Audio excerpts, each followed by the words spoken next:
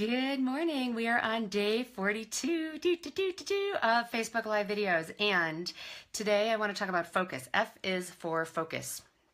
So I woke up this morning super duper excited because there are so many things I wanted to do today.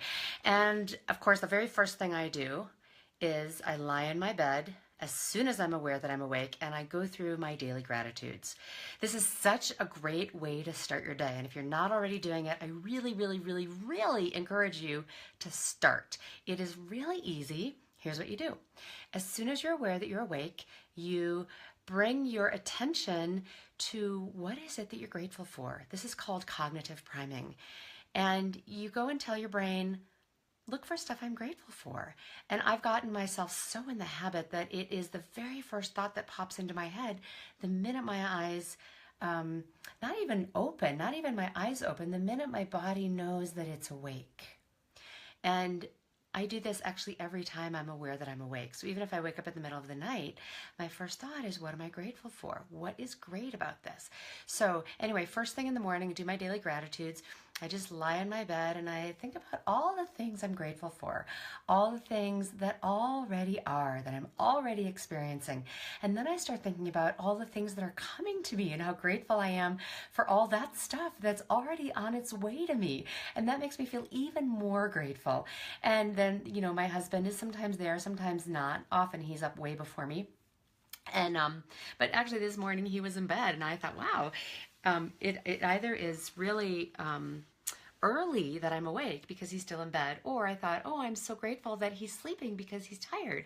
So anyway, I do my gratitudes, then I get out of bed and I make out with my dog. And if you don't have a dog, you know, I love dogs. I'm part dog, and it's super great just to, you know, hug and kiss and pet my dog. And then I brush my teeth, and then I have my espresso, and then I go meditate. That's like the beginning of my daily habit. And so what came through in meditation today was focus, because I was thinking about all the things I want to do. I want to go work out. I want to go to yoga class. I want to work on my business. I'm preparing to teach an awesome class called The Anatomy of Money, which is super fun. And it's really all these brain training tools and tips and techniques that I have been practicing on myself so that I have rewired my brain for happiness and for focus. And as I'm going through my list of all the things that I want to do, I'm also kind of mapping out in my brain, well, what are the highest impact things? What are the highest income things? What brings me the most joy? And realistically, how much time is there in the day? And I'm a big fan of both and. I'm really a huge fan of what else is possible and how can I get this thing in my day that I really, really, really want to do that's going to help me grow or expand or make more money or connect with people or feel more joy or relax, right? I actually schedule in work time and swim time and gym time and yoga time because all of it is my work. So anyhow, this got me thinking about focus, and I realized, well, there are X number of hours in the day, and we all get the same number of hours in the day. You, me, Oprah, Richard Branson, John Assaraf, you name your favorite heroes. Those are some of mine, and not myself, but John Assaraf, Richard Branson, and Oprah. And actually, maybe I am kind of my own hero. Yeah, I'll put myself in there because I do inspire myself. Anyway, we all get the same number of hours, and that is our most precious resource.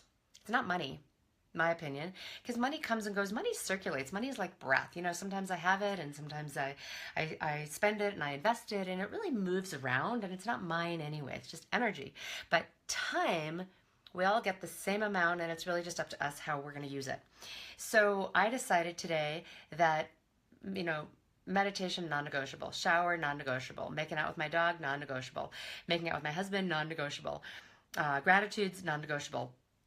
So I decided today, because I did yoga yesterday and I did yoga on Saturday, that I'm going to go to the gym, not do yoga, and I'll go to yoga at the end of the day if I've gotten everything done that's higher up in my list of priorities, and I'm going to go to the gym.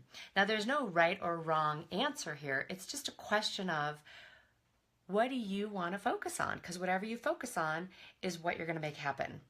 And you want to limit the number of things that you focus on to what you're going to do right this moment. So right this moment, I'm doing the video. And then when I'm done, I'll be focused on the next thing. And then when I'm done with that, I'll be focused on the next thing. One of the keys to focus, I know it sounds really silly, but is to focus on one thing at a time. That is how your brain is maximally efficient and at ease. I'm going to repeat that. Maximally efficient and at ease. And you really want to train your brain to be at ease, because the key to getting more done is doing less. The key to getting more done is doing one thing at a time and focusing 100% on that one thing. Because distraction creates overwhelm, creates lack of focus, and that sends you into your fight or flight unconsciously. It makes your head start to spin around and you're like, what do I do and how do I do it? And all of these questions that do not serve you and they do not empower you and they are not efficient. So I really encourage you to pick one thing, do one thing to completion, and then do the next thing. And if you're not going to get that one thing done to completion, do it as far as you can do it today. You might need help. Right, I'm right now in the process of, I'm about to be on other people's summits, and so they're asking me to get stuff together, and I need my team to help me with that. So, to completion might mean that I get as far as I can get done, and then I send it to my assistant to do the next bit of the work that needs to happen. But whatever it is, you're going to take little steps towards your goal. One thing at a time, and your brain will love you for that, because when you do one thing at a time, you can focus, you can access your creativity, you can access joy, and you'll be in ease. And when you're in ease, there's no struggle. It's just fun. When you're trying to multitask, your brain is like, oh, what, and that sucks your energy, and it sends you into overwhelm, and it unconsciously triggers your fight or flight response. So you get a little agitated, you get a little frustrated. You start to breathe less deeply, which means you oxygenate your body less, which means you're oxygenating your brain less. So this is actually not woo. It's practical, and it's based in science, and it's also based in spirit, because spirit, if you think about light, it's both dispersed and it's laser focused. And when it's laser focused, it has the power to do anything. So that's my invitation for you today. What do you want to focus on? Get clear and go get it. Go after it. Have an awesome day. Much love.